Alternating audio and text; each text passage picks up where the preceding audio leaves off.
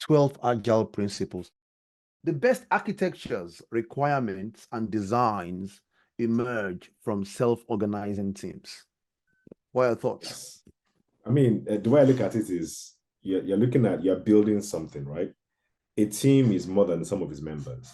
So if you get a collaborative self-organizing team, you get the best designer because everybody has their strengths. But you put everything together. Yeah. And you don't have, like you said, you don't have the silos, you don't have people throwing things over the wall, but they're all working together. Doesn't that remind you of mob programming?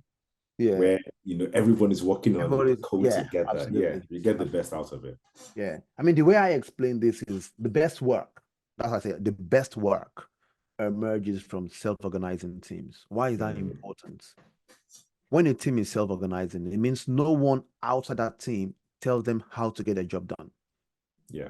They're given a problem and that team figures out how to get it done. The condition is that you must have the right skill on that particular team and then leave them alone to get the job done. And from experience, I've seen that work. When a team is not self-organizing, self-managing, they're demotivated, they don't want to come into work, but throw them a problem and give them all the tools they need, to get stuff done, they will.